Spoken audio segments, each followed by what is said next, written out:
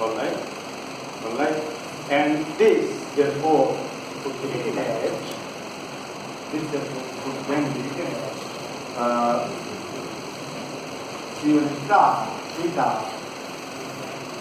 alpha plus C2 star theta. Okay? So you now understand what it is. Okay? Alright. Now let us could I erase some of the things from here? Yes, sir. Yes?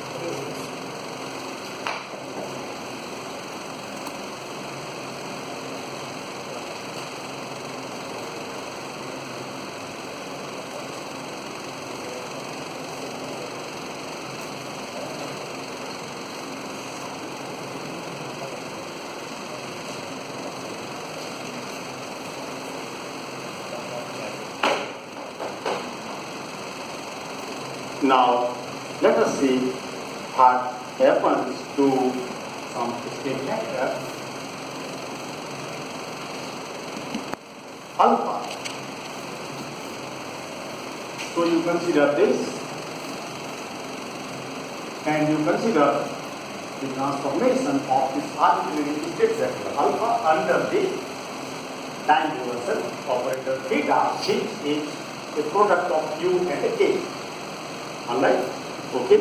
So this would go to alpha tilde, and this alpha tilde would go to a prime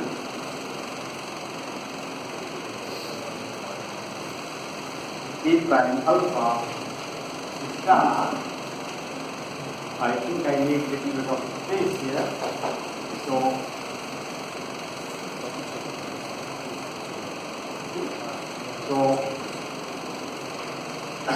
this one times UK times A prime, the basis vector A. Alright? Okay? Alright. Now this is C A prime star. This is C A prime star, and this, you know, that this thing, or even this whole thing, this is going to be A prime. Nothing is going to change. Alright? Alright? A primes are just the basic values. Alright? So this would remain the same, and therefore this is equal to summation over A prime alpha star times u A prime, if you like, and write it as summation over A prime alpha A prime u A prime. Okay? Could I remove some of these things from here? Yes.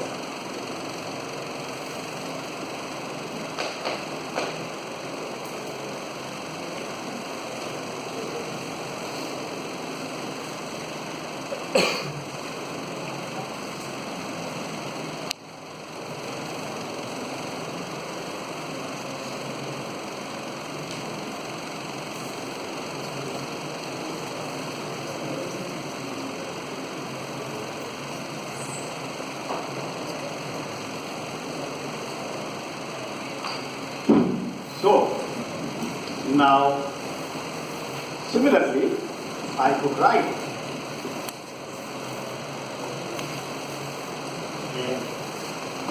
a beta going under this would give me beta tilde, and this would be A prime and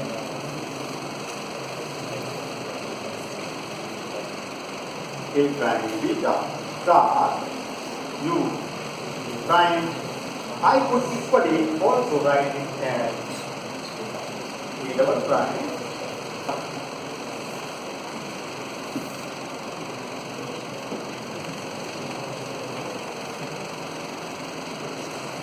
And this, instead of A prime, I have labeled it by A double prime because I want to take a inner product of this state with this state. So what do?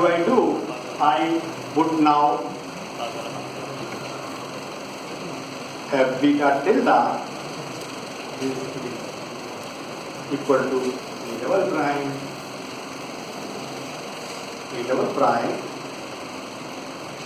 beta, and A double prime Q dagger. So this is A double prime beta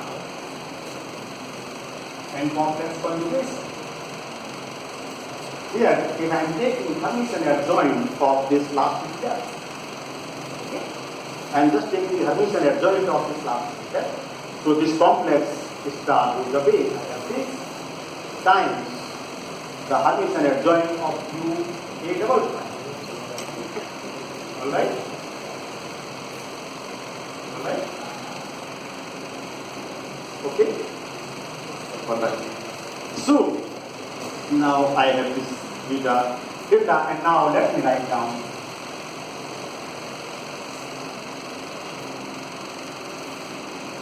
so what is this?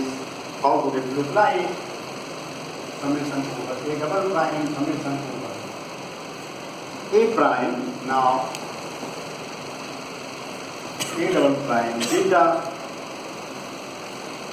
A double prime dagger,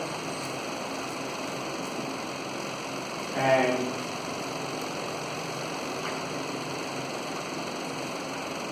U A prime alpha A prime. There is that alpha A prime U A prime, U A prime alpha A prime. Okay.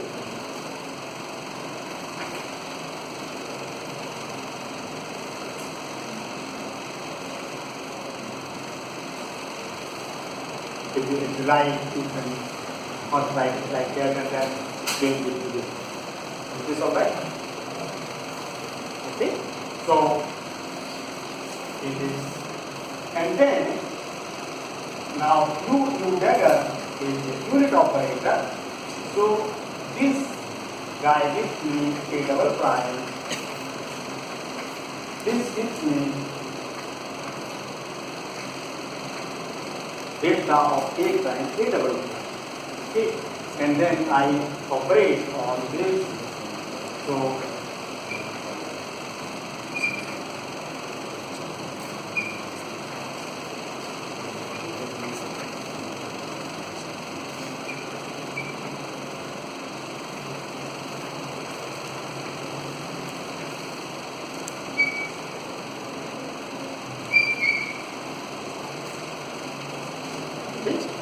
and this I will write summation over A prime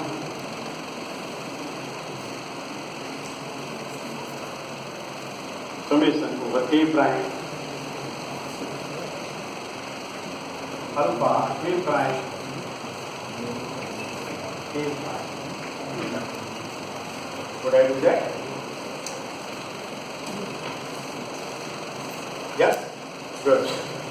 So, and then you find that this I am having the closure property A prime is A prime, which again gives me a unit operator. So I get alpha beta, and this is surely equal to the complex conjugate of beta minus that. Is that correct? Very good. So now you go back to the definitions that I gave to you at the very beginning. The definition of the anti-unitary I gave you two conditions. I have erased it from the board, but you must have it on your notebook.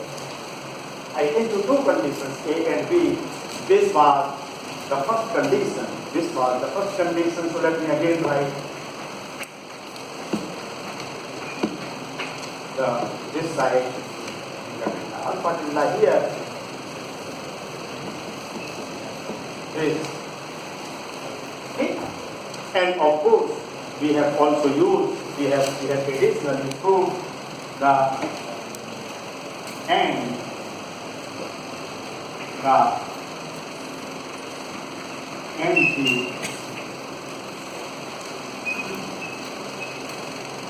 linearity property B. So this is A and that is B, and that you put together, this should define the and B. So that would define the and B image. Is this all right? You can take time. I am sufficiently slow.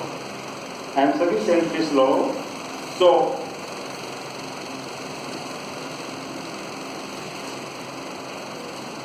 it does the job. Okay? So it does the job.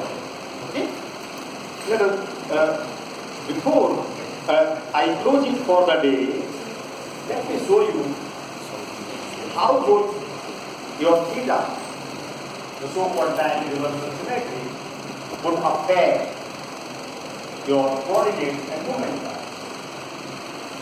Okay? Because that should always give you some fundamental physics. So, if I have theta inverse x theta, this should give me x, or let me better write plus. Okay? Let me write this. Okay? Okay? So, under this theta, x remains unchanged as it should. Would you expect coordinates to change? No. When you are considering your video clip and you want to run it backward, it must not change your coordinate.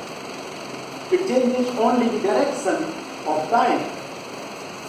But P, the momentum, depends on time. Minus iota h cross del over what is that? P, momentum in any case is the mass into velocity, dv by dt. Okay? No. What am I saying? Momentum would depend on time, dx by dt. Okay? So the momentum would depend on time. Del over del t of something, only one derivative. Okay? Only one derivative of time. d by dt of x. But t will change to minus. And therefore, I would expect my momentum to change to minus. Is that okay? So, if I have to write this, P, this will go to minus P. If you like, you can put this rotation, because this involves a time derivative. Okay? This involves a time derivative. And so del over del t, t goes to minus t. So under this operation, p would go to minus. Okay? P would go to minus. You might start wondering, if that happens, then what would happen to my fundamental computation relation of x and p? X and p. So your x and p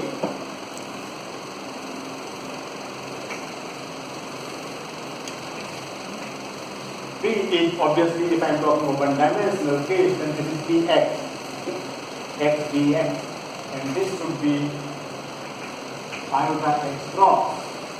Anything else? Okay. So iota x. Now, if you would apply this to this, the left hand side and to the right hand side, what would happen? In the left hand side, this would not change, but this would change. Okay? Then what happens to this, to the right hand side? If it were, because it's an anti-unitary, theta is anti-unitary, and therefore iota would go to minus. So you will have a minus sign here and a minus sign here. And so your fundamental commutation relation would be respect. Is that correct? So even though my x goes to x, p goes to minus p, my xp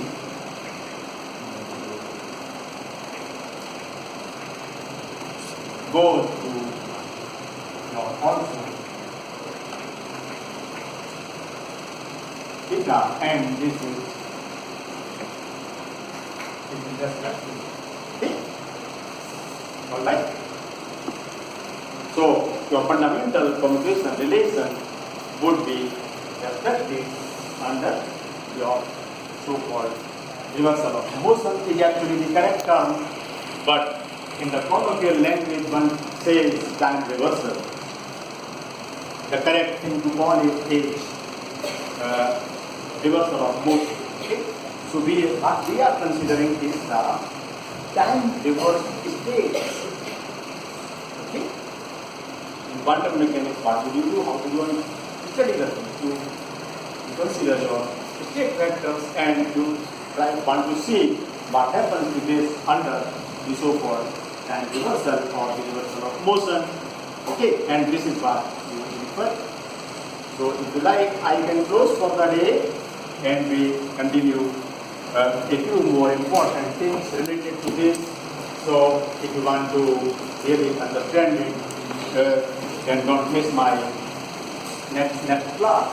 Okay, that is the idea. Normally I like to do parity symmetry in the first place before going to time reversal. So which I might like to do for the next class on Wednesday, because then I can take up parity and then time reversal in the two successive days. For you, this is tomorrow is the holiday, so I try to adjust myself. Okay? All the best. Thank you very much. All the best.